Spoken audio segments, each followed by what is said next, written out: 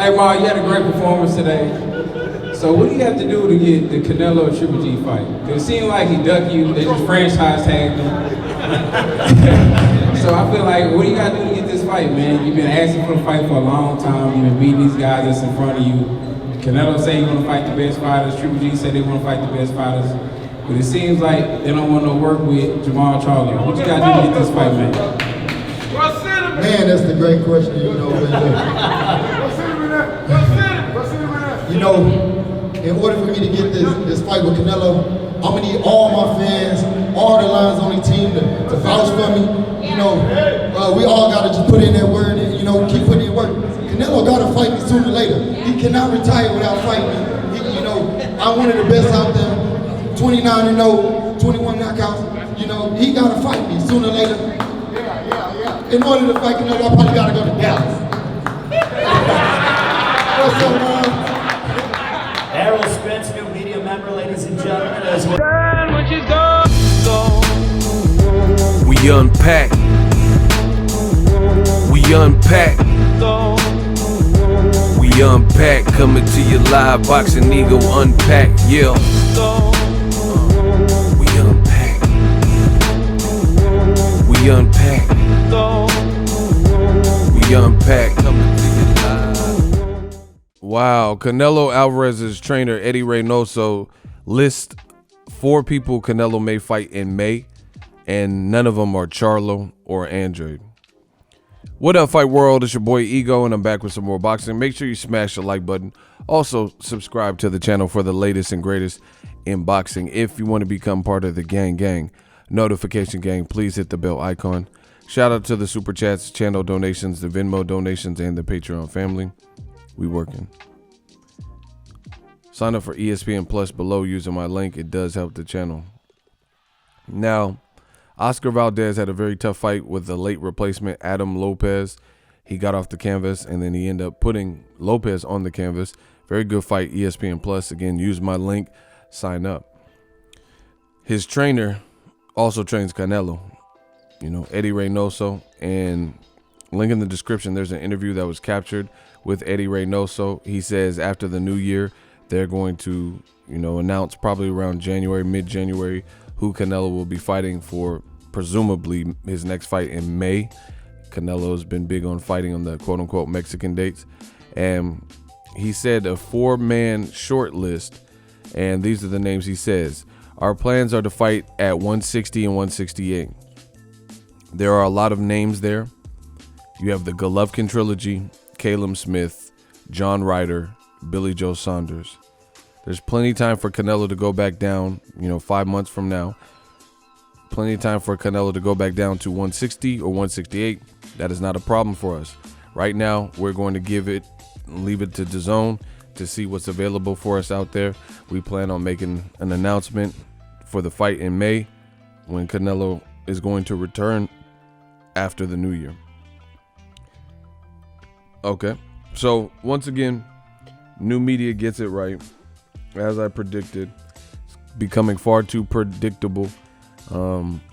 Notice Canelo's trainer, you know, head trainer, lead trainer, gave a 4-man short list, and conveniently, the 2 black fighters that are in the division, one even signed with DAZN, that's Demetrius Boo Boo Andrade, and another champion in the DAZN, or excuse me, in the middleweight division, is JERMALL Charlo, and there's no mention of him.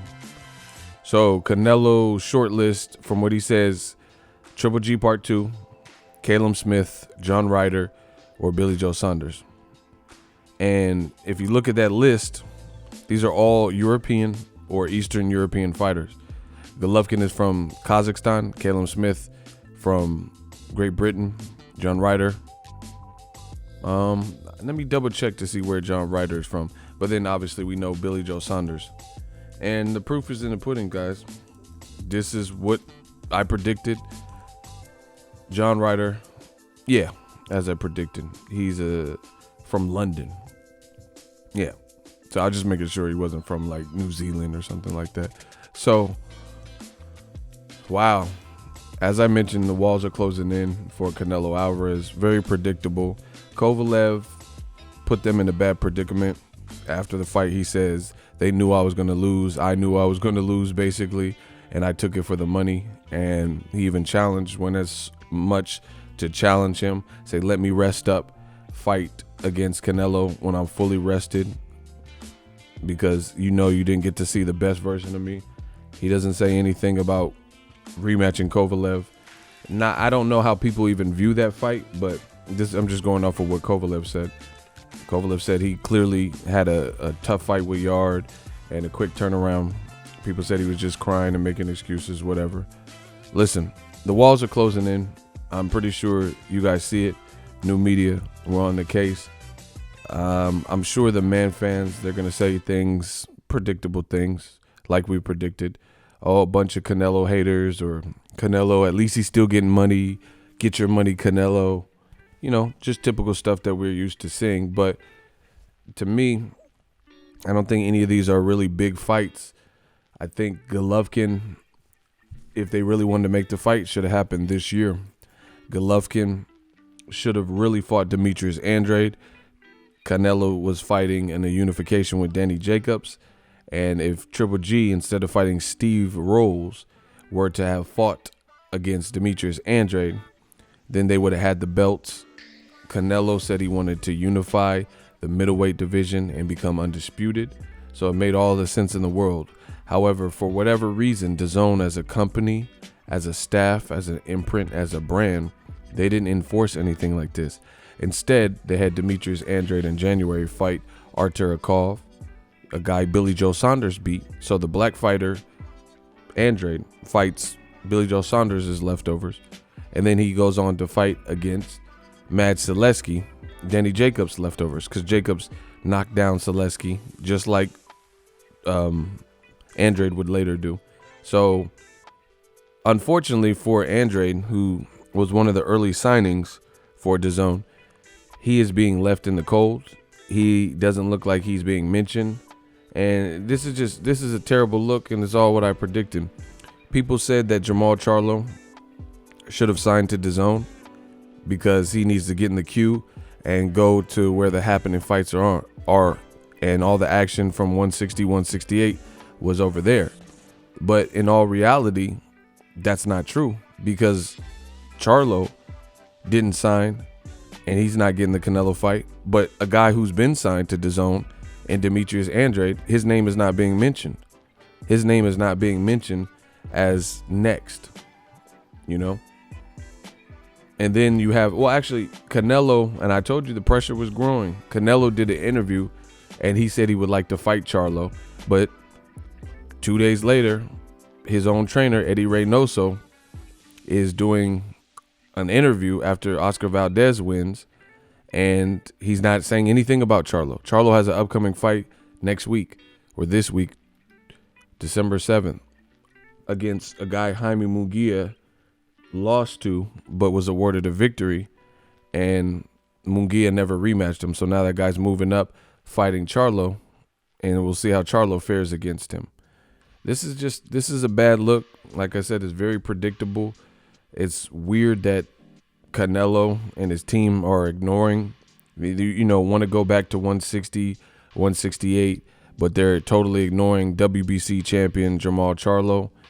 It's not like, oh, we're going to check Charlo's fight with Dennis Hogan, see how he looks. And then, depending on how good he looks and where his stock is, then he's a name. They're not even mentioning him, And then, Canelo briefly mentions him for the first time ever, but it's quickly basically shot down and made to sound less believable when your own trainer and your coach ain't mentioning his name. So I would imagine you guys talk. And then they said Charlo should have went to DAZN because that's where the action from 160 to 168. But the only meaningful fight that they made with those group of guys that are signed with DAZN was Canelo Jacobs, which was a lackluster fight. They didn't make Canelo Triple G 3, when it mattered. Triple G just lost his last fight, but they didn't give it to him. What a coincidence. They gave it to Triple G, but they didn't give him the L, which he should have gotten from Derevchenko. And the funny thing is, the Canelo Man fans are going to say, oh, you're hating. But a quick Google search, type in Canelo, Triple G, Derevychenko. You'll hear Canelo out his own mouth do an interview with ESPN Deportes, and he specifically said that Triple G looked bad, he looked awful, he looked slow, and Derevychenko won. So why would Canelo and his team be having a short man list of no Charlo, but he just allegedly called him out, and no Demetrius Andrade, who signed with DAZN, and names like Golovkin are on the list. He's 30, he'll be 38 by next May, and he looked bad in his last fight. Looked like he was about to get stopped at one point, and the world knows he really lost to Derevychenko. And this is a sentiment that is agreed by Canelo out his own mouth when he talked to ESPN Deportes. Canelo said that Triple G looked bad, and he laid the blueprint on how to beat him, and he thinks that Derevychenko beat Triple G. So why is Triple G even on this short list? Not a good look. John Ryder, I thought he beat Caleb Smith, but they didn't give it to him. Over there with Matchroom in the UK, they didn't give it to him. So why is he on the list? You know, plus that's not a big fight. John Ryder, no disrespect to him. I thought he beat Caleb Smith, but him coming off of a loss, what does that really do? You know, when at best all you could do, he even said himself post-fight, John Ryder said, I'm tired of being the, you know, getting these types of decisions and being the second one. And here's another fun fact. John Ryder lost to Rocky Fielding, a guy that Canelo knocked out in 3 rounds. So you get what I'm saying? It's not a big fight. Then Caleb Smith, again, as I just mentioned, he really lost to Ryder. So he's coming off a bad performance, as is Billy Joe Saunders. So once again, I predicted this. Canelo avoiding certain styles who happen to be black fighters in his division or the toughest challenges. And it's very apparent to see. You can say, oh, Canelo hate and stuff, but I'm pretty sure the world sees it. Guys like David Fatelson with ESPN Deportes, Elos Golpes, guys like Eric Morales, Juan Manuel Marquez, Nacho Beristain, myself, and everybody else that has been critical of Canelo picking guys at certain points and, you know, trying to be uber strategic as to who he fights. It doesn't make sense, and I think the world has caught on to it. Funny thing is, Eddy Reynoso did an interview and said Kovalev is the best at 175, but certainly when he fought Canelo, neither of them looked like the best at 175. Canelo didn't look as good as he normally does, like versus Rocky Fielding or Chavez. He looked slower, he looked sluggish, he couldn't close distance and cut off the range, so he didn't look like a superior 175, to the point where Andre Ward on the same night did an interview with media that were filming him, and he told Canelo to stay away from Bivol and Beterbiev, right? So Canelo didn't look like the best at 175. And Eddy Reynoso said that Kovalev was the best at 175, and he certainly didn't look like it, and he got knocked out with 2 or 3 punches in a fight he was winning. Eddy Reynoso also said that Beterbiev ain't as good as Kovalev, but we all know he's more in prime than Kovalev. So although any way you slice it, this is just a terrible look. I don't know how DAZN is going to cope with these fights that no one's asking for, that definitely aren't American fights, like where these guys have been branded in America, and they're big fights, and ducking and avoiding and cherry picking around the real competition. Canelo's own team said Beterbiev is easier than Kovalev. Why is his name not on the short list? What about David Benavidez? He looked great versus Anthony Durrell. He stopped him. No one stopped him before. Caleb Plant, that's my guy. He's been looking sweet. He said he'll fight him. I just seen him in Vegas. Caleb Plant said, if it happens, I'm definitely for that fight. You know, I respect Canelo as a fighter, etc. So all the guys that are closer to Canelo's age or younger, these don't look like options. Guys coming off better performances, for some reason, these don't look like options. People in Canelo's immediate division, 160, that happen to be African-American fighters, for some reason, these aren't options. Even the guy that's signed with DAZN. They're going to have to do something. But that's my time. Let me know what you guys think. The walls are closing in. I have no idea why Canelo would have a short man list. Clearly not you know, it's just a bad look. Franchise champion. They said he got, in this interview, he said he didn't, Eddy Reynoso said he wasn't aware that they got, the belt is vacated at 168. He said as far as they know, they're still champions. But Eddie Hearns is, bro, this is just sloppy. Eddie Hearns is signed with DAZN, and he said that the belt has now been vacated. He said he talked to the WBA or WBO or whatever. I think it was the WBA, and they said that it's vacated now. So Canelo's supposed to be divisions, so there's some clarity needed there. If he did vacate, then that's 3 belts in 1 year that Canelo lost. This is unheard of. He was supposed to fight Derevyanchenko. His team couldn't close the deal and fight the mandatory Derevyanchenko, which would have, based on how he looked versus Jacobs and based on how he looked versus Golovkin, would have clearly been a bigger fight. That's another reason why is Derevyanchenko's name not on that short list. If you're willing to fight John Ryder, I think Derevyanchenko's owed a big fight.